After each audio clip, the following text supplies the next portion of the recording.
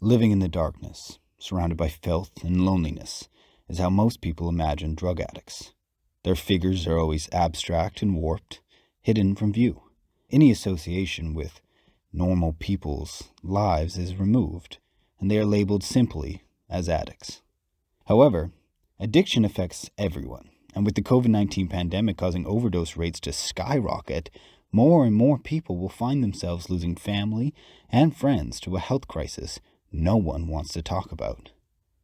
So let's talk about it. Drug overdoses happen when a toxic amount of drugs overwhelm your body.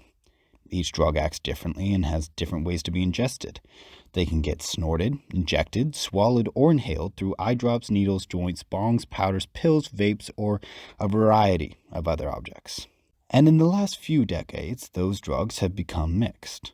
Drugs with low toxicity in comparison, like marijuana, have been laced with higher toxicity drugs, like fentanyl. Mixing drugs like this is dangerous. Without the knowledge of what they are taking, people can accidentally ingest a dose of their drug of choice with a much higher toxicity level than they expect, leading to their body not being able to handle it. An example of where this is extremely prevalent is in Canada, a country with sprawling natural beauty and one of the highest overdose rates in the world. Canada's third largest province, British Columbia, declared a public health state of emergency back in 2016 when overdose rates shot up due to the widespread lacing of fentanyl in marijuana. Since then, BC has continuously recorded the highest number of deaths due to an overdose of any province in Canada.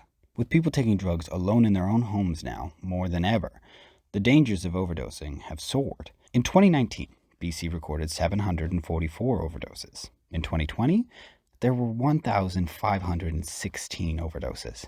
People turn to drugs as a form of escape or to cope with the stress brought on by the COVID-19 pandemic, but in many cases, it ended up taking their lives. The United States is facing a similar problem. In the U.S., there was 81,000 drug overdose deaths from May 2019 to May 2020. A 20% increase from the previous record for the most overdose deaths in 12 months, according to provisional data from the Centers for Disease Control and Prevention, the CDC. While the number of overdoses in the U.S. was increasing year after year before 2020, the start of the U.S. COVID-19 response saw a jump in overdose rates much higher than the years before. The group of people hit by this wave of overdoses the hardest was people who already struggle with addiction. As explained by CDC Director Robert Redfield, MD, the disruption to daily life due to the COVID-19 pandemic has hit those with substance use disorder hard. As we continue the fight to end this pandemic, it's important to not lose sight of different groups being affected in other ways. We need to take care of people suffering from unintended consequences. Dying from an overdose is not the intention of a teen swallowing a pill at a party, nor is it the intention of someone lighting up a joint from a new supplier in their garage. But it happens.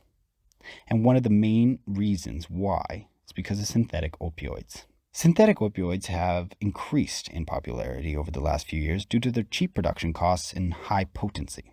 They, most commonly fentanyl, are an easy drug to mix with others, as they can make marijuana more potent and addictive, and cocaine cheaper when used as filler.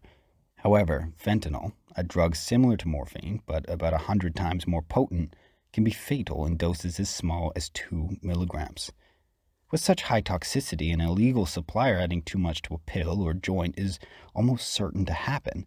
This increased toxicity is one of the reasons why opioids are the primary reason for the increase in overdose deaths, a number that has increased 38.4% from the 12 months leading up to June 2019 when compared to the 12 months leading up to May 2020. According to the CDC, during this same period, 37 of the 38 U.S. jurisdictions with available synthetic opioid data reported increases in synthetic opioid-involved overdose deaths. 18 of these jurisdictions reported increases greater than 50%. 10 Western states reported over a 98% increase in synthetic opioid-involved deaths. Overdoses involving cocaine were also up by 26.5%, along with methamphetamine, which increased by 34.5%, both drugs whose deaths are, according to CDC research, likely linked to co-use or contamination of cocaine with illicitly manufactured fentanyl or heroin.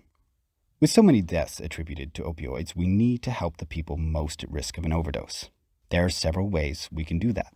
First, we need to increase access to essential services for people who are at risk of an overdose. Secondly, we need to expand the use of naloxone and educate people on overdose prevention. And thirdly, we need to improve our detection of overdose outbreaks so that help can reach patients faster. While doing each of these things might not eliminate overdoses, it will lower the number of them each and every year. The mental health of your friends, your family, and you matters. And it's about time worldwide governments started acting like it.